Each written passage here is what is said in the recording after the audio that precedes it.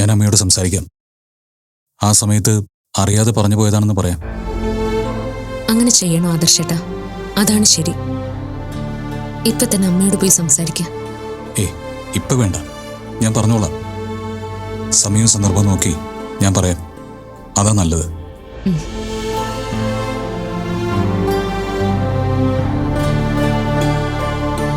മഹിയങ്കിള് പറഞ്ഞിട്ട് ഞാൻ ഗിരിജാ വല്ലഭൻ എന്ന വക്കീലിനെ കാണാൻ പോയിരുന്നു.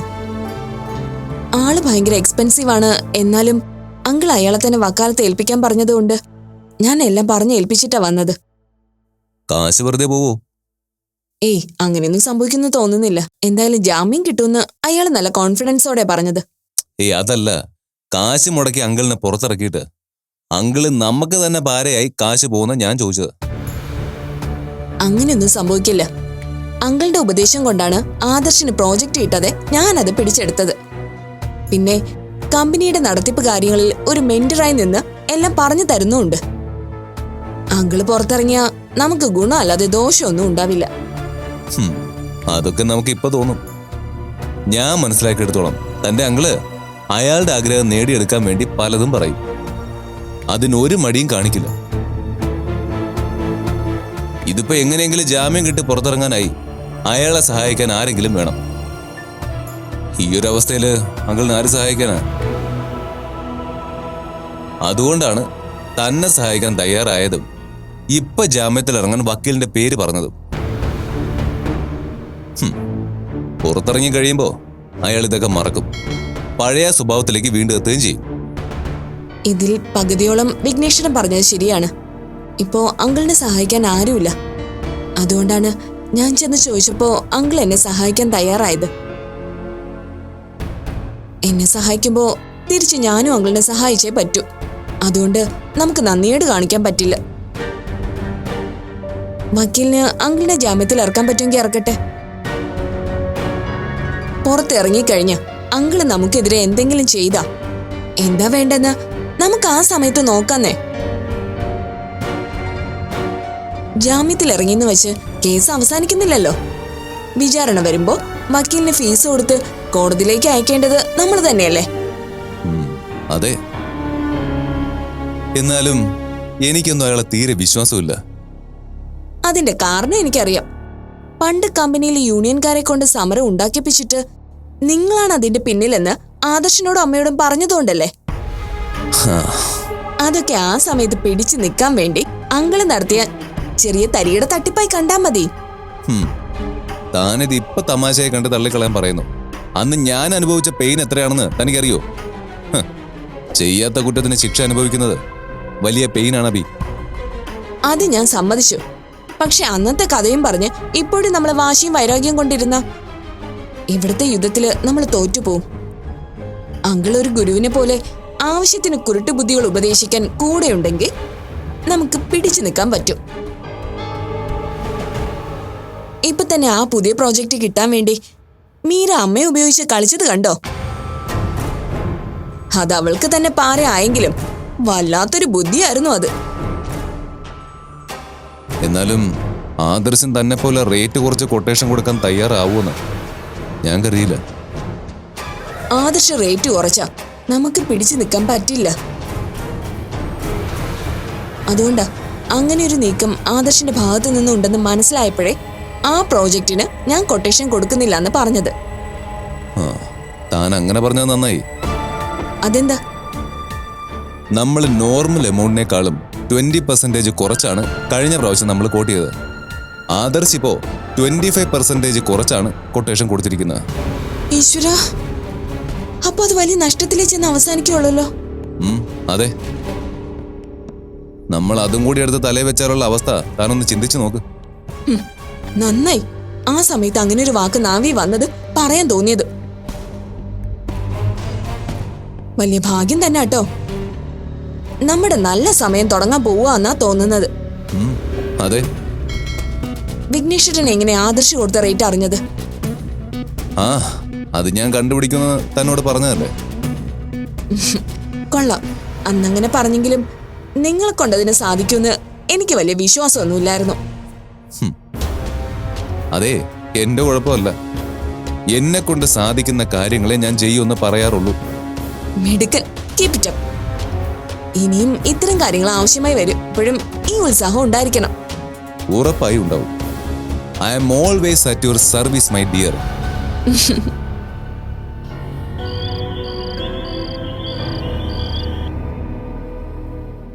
വിദ്യ ഒരുപാട് മാറിപ്പോയി മനോജേട്ടാ.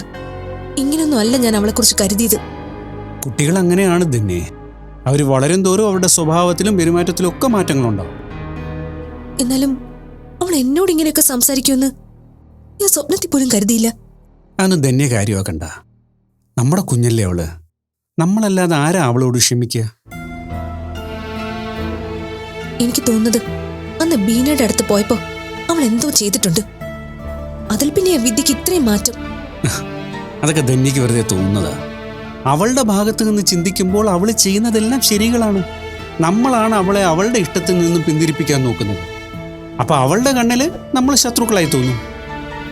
അത് മാത്രം ആവില്ല മനോജേട്ടാ.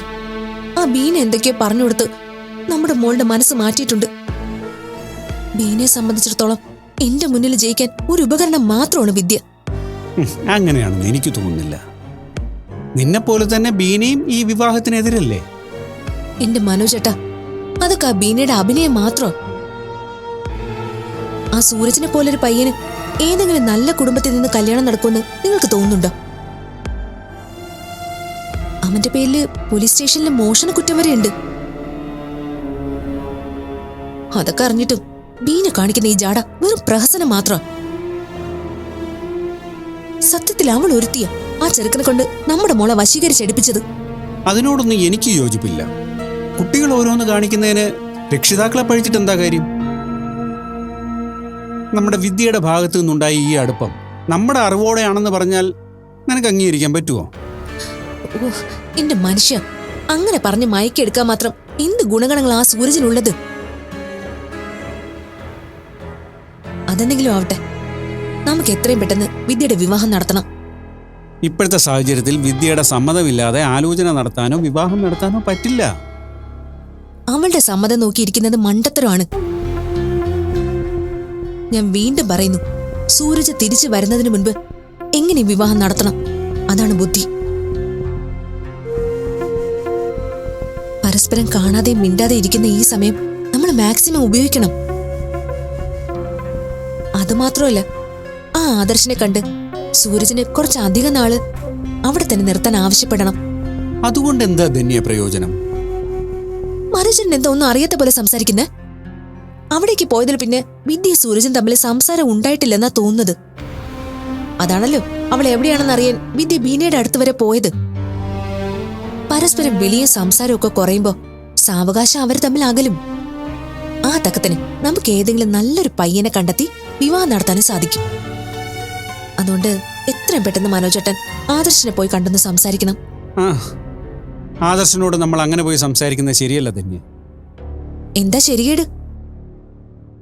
വിദ്യ സൂരജൻ തമ്മിലുള്ള ബന്ധം ഇഷ്ടാകാത്തത് കൊണ്ടുകൂടിയാവും ആദർശ് സൂരജിനെ ഇവിടെ നിന്ന് മാറ്റിയത്. അല്ലെങ്കിൽ ഇപ്പൊ പെട്ടെന്ന് ബാംഗ്ലൂരിൽ വിടില്ലല്ലോ. അതിനങ്ങനെ അല്ല കാണേണ്ടത്. ആദർശിന്റെ സ്റ്റാഫാണ് സൂരജ്. അപ്പൊ ആദർശ് പറയുന്നതിനനുസരിച്ച് ഓരോ സ്ഥലങ്ങളിലേക്ക് പോകേണ്ടതായിട്ട് വരും. അല്ലാതെ ഇത് നമുക്ക് വേണ്ടിയിട്ടൊന്നും അല്ല. അല്ലെങ്കിൽ അല്ല, പക്ഷെ നമുക്ക് നമ്മുടെ ആവശ്യം പറയാലോ. അതിലെന്താ തെറ്റ്? ഞാൻ എന്ത് പറഞ്ഞാലും അത് അംഗീകരിക്കാതെ തർക്കിക്കുന്നത് നിന്റെ ശീലമാ. പക്ഷെ ഇക്കാര്യത്തിൽ അത് വേണ്ട. ഞാൻ എന്തായാലും ഇക്കാര്യം പറഞ്ഞ് ആദർശിന്റെ അടുത്ത് പോവില്ല. നിങ്ങൾ പോണ്ട, ഞാൻ പൊയ്ക്കോളാം. എന്റെ മകളുടെ ഭാവിക്ക് വേണ്ടി ഞാൻ ആരുടെ കാലും പിടിക്കും. എനിക്കതിലൊരു നാണക്കേടുമില്ല. എന്റെ തന്നെ ഞാൻ പറയുന്നൊന്നും മനസ്സിലാക്ക്. ആദർശനോട് ചെന്ന് നമ്മൾ ഇങ്ങനെ ഒരു ആവശ്യം പറയുമ്പോ നമ്മൾ സ്വയം ചെറുതാവുക. അത് മാത്രമല്ല, ആദർശിന്റെ ഓഫീസ് കാര്യങ്ങളിൽ നമ്മൾ കയറി അഭിപ്രായം പറയുന്നതായിട്ട് ആദർശന് വേണമെങ്കിൽ തോന്നുകയും ചെയ്യാം. ഇതൊക്കെ നിങ്ങൾക്ക് വെറുതെ തോന്നുന്നതാ. പണ്ടും ഇങ്ങനെ തന്നെ ആയിരുന്നല്ലോ. സ്വന്തം മക്കളുടെ കാര്യം വരുമ്പോ എല്ലാത്തിനും മടി. പക്ഷെ പെങ്ങളുടെ മകളുടെ കാര്യമാകുമ്പോ ചെയ്യാൻ 100 മനസ്സും. നിങ്ങൾ നോക്കണ്ട, ഞാൻ പറഞ്ഞത് സത്യം. ഇതിപ്പോ മീരയ്ക്ക് വേണ്ടിയായിരുന്നെങ്കിൽ നിങ്ങൾ പോയി ആരുടെ വേണമെങ്കിലും കാല് പിടിക്കും. നിന്നോട് സംസാരിച്ചിട്ട് കാര്യമില്ല. ആ ശരി, സംസാരിക്കണ്ട. ഞാൻ ഏതായാലും ആദർശിനെ പോയി കാണും, എന്റെ ആവശ്യം പറയുകയും ചെയ്യും. ആദർശന് എന്റെ അവസ്ഥ മനസ്സിലായി, എന്നെ സഹായിക്കുകയും ചെയ്യും. എനിക്ക് പറയാനുള്ള ഞാൻ പറഞ്ഞു കഴിഞ്ഞു. നിനക്ക് നിന്റെ ഇഷ്ടം പോലെ ചെയ്യാം.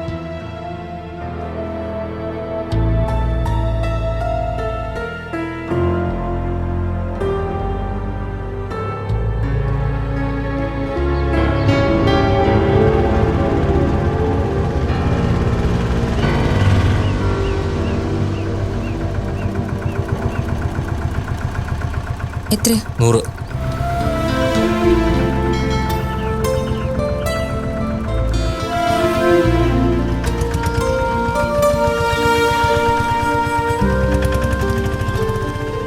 ഇവിടെ വെച്ച് കാണാന്ന് പറഞ്ഞത് മോനും ബുദ്ധിമുട്ടായോ?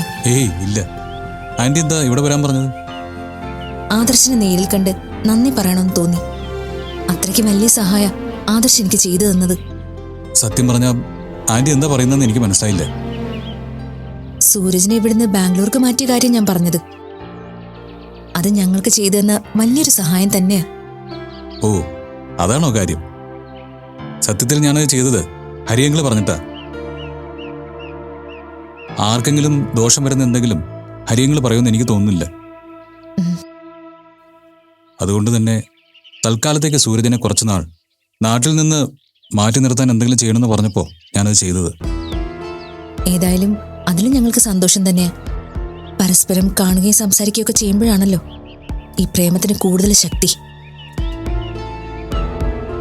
ഇതിപ്പോ സൂരജ് ഇവിടെ ഇല്ലാത്ത സമയം നോക്കി വിദ്യയുടെ വിവാഹം നടത്താനായിരുന്നു എന്റെ പ്ലാൻ. പക്ഷേ അതിന് വിദ്യ സമ്മതിക്കുന്നില്ല. ഈസ്റ്റർ ദിനത്തിൽ മലയാളത്തിന്റെ മനസ്സറിഞ്ഞ പ്രിയ താരങ്ങൾ പ്രേക്ഷകർക്കിടയിലേക്ക്. 1 മമ്മൂക്ക, 2 ചാക്കോച്ചൻ. പച്ച വെള്ളം കുടിക്കാൻ കിട്ടുന്നത് എന്റെ ഭാഗ്യമാണ്. പഴയ മിമിക്രിക്കാരനായിരുന്നു. അത് മറ്റേ സ്കിറ്റ് കളിക്കാൻ പോയിട്ടുണ്ട്. പിന്നെ സ്കിറ്റ് കളിക്കണത് വില്ലടിച്ചാൻ പാട്ടിന്റെ കൂടെയാണോ? സൗഹൃദത്തിന്റെ കഥ പറഞ്ഞ നിറസല്ലാപം അവസാന ഭാഗം ഏപ്രിൽ 20 ഞായറാഴ്ച ഈസ്റ്റർ ദിനത്തിൽ ഉച്ചയ്ക്ക് 1:30. നിങ്ങൾക്ക് എന്താ ആന്റി ഇങ്ങനെ? എന്തിനു വേണ്ടിയാണ് അവരെ അകറ്റാൻ നോക്കുന്നത്? സൂരജിനെ വിദ്യ എനിക്കറിയാം, അതുകൊണ്ടാണ് പറയുന്നതെന്ന് കൂട്ടിക്കോ. അവരെ അവരുടെ ഇഷ്ടത്തിന് ജീവിക്കാൻ അനുവദിക്കുക. അത് നടക്കില്ല ആദർശേ. വിദ്യയെ ഒരിക്കലും സൂരജിനെ കൊണ്ട് വിവാഹം കഴിപ്പിക്കില്ല. പറ്റുമെങ്കിൽ ആദർശ് കുറച്ച് അധികം നാള് സൂരജിനെ അവിടെ തന്നെ നിർത്തണം. അങ്ങനെ അവിടെ സൂരജിനെ നിർത്തുന്നതുകൊണ്ട് എന്ത് പ്രയോജനം ഉണ്ടാവുമെന്ന് ആന്റി കരുതുന്നത്? സത്യത്തിൽ സൂരജും വിദ്യയും നല്ല കുട്ടികളായതുകൊണ്ടാണ് നിങ്ങളുടെയൊക്കെ വാശി അനുസരിച്ചും സഹിച്ചു നിൽക്കുന്നത്. ഇത് നിങ്ങളുടെ കാലമല്ല, സോഷ്യൽ മീഡിയയിൽ പരിചയപ്പെട്ട് വിവാഹത്തിലേക്ക് പോകുന്ന യുവാക്കളുടെ കാലമാണ്. ആ സമയത്താണ് പരസ്പരം വർഷങ്ങളായിട്ട് അറിയുകയും സ്നേഹിക്കുകയും ചെയ്ത 2 പേര് രക്ഷിതാക്കളുടെ വാശി ഒന്നിന്റെ പേരിൽ മാത്രം അകന്നു കഴിയുന്നത്. എന്റെ മകൾ എന്നെ വേദനിപ്പിക്കില്ല എന്ന് എനിക്ക് നന്നായി അറിയാം. പിന്നെ ഇപ്പൊ അവൾക്ക് പറ്റിയ ഈ അബദ്ധം, അതാ ചെറുക്കന്റെ ബുദ്ധിയ. എന്തൊക്കെയോ പറഞ്ഞ് അവൻ എന്റെ മോളെ വശീകരിച്ചെടുത്തതാ.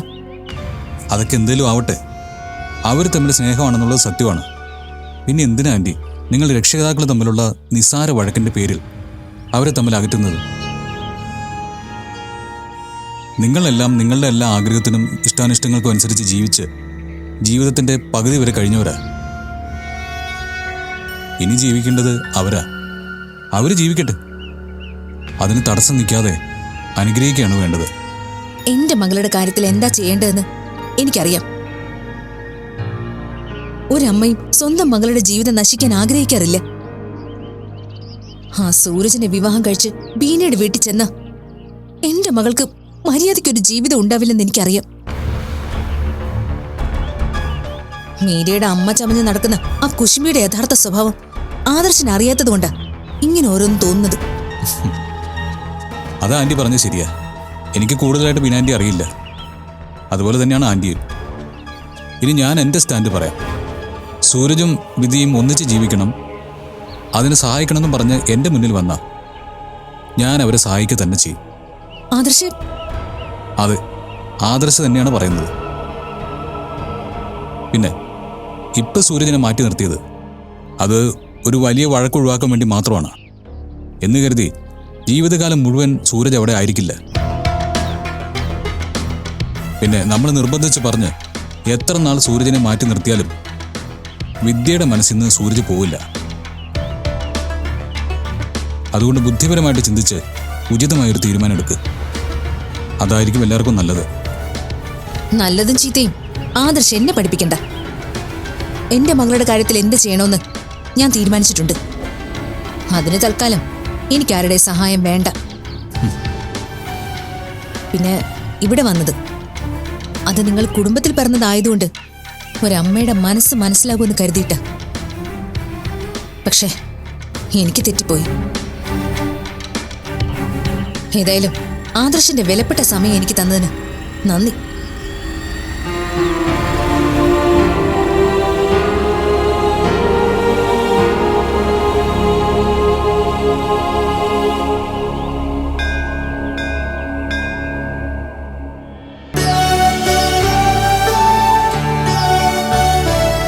ഭഗവാനെ, എല്ലാം അറിയുന്ന ആളല്ലേ ഭഗവാൻ. ആദർശിനിപ്പോ ആകെ മാറുക. അമ്മയോട് പോലും ദേഷ്യപ്പെട്ട് സംസാരിക്കാൻ തുടങ്ങിയിരിക്കുക. ഇങ്ങനെയായ വീട്ടിൽ എപ്പോഴാ വലിയ പ്രശ്നങ്ങൾ ഉണ്ടാവാൻ പോകുന്നതെന്ന് എനിക്കറിയില്ല. ഏത് നിമിഷവും എന്തും സംഭവിച്ചേക്കാവുന്ന അവസ്ഥയിലാ ഓരോ നിമിഷവും കടന്നു പോകുന്നത്. എല്ലാ പ്രശ്നങ്ങൾക്കും പരിഹാരം കാണണേ കൃഷ്ണ. വീട്ടിൽ സമാധാനവും സന്തോഷവും ഉണ്ടാവണേ. എല്ലാവരും സ്നേഹത്തോടെ ഒന്നിച്ച് ജീവിക്കാനുള്ള അവസരം ഉണ്ടാവണേ ഭഗവാന്.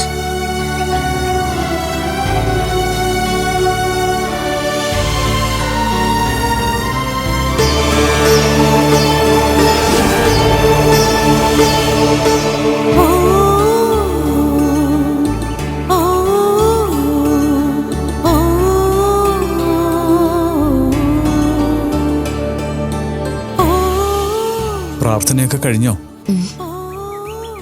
മനസ്സിലെന്തോ വലിയ വിഷമമുണ്ടെന്ന് തോന്നുന്നല്ലോ. ഉണ്ട് മൂന്തേട്ടാ. പക്ഷേ അതെല്ലാം മൂന്തേണ്ണ അറിയാവുന്ന കാര്യങ്ങൾ തന്നെയാ. ആദർശേണ്ടിപ്പോ അമ്മയോട് പോലും ദേഷ്യപ്പെട്ട് സംസാരിച്ചു തുടങ്ങി. അതെല്ലാം കാണുമ്പോൾ മനസ്സിൽ വല്ലാത്ത ടെൻഷനാവുക.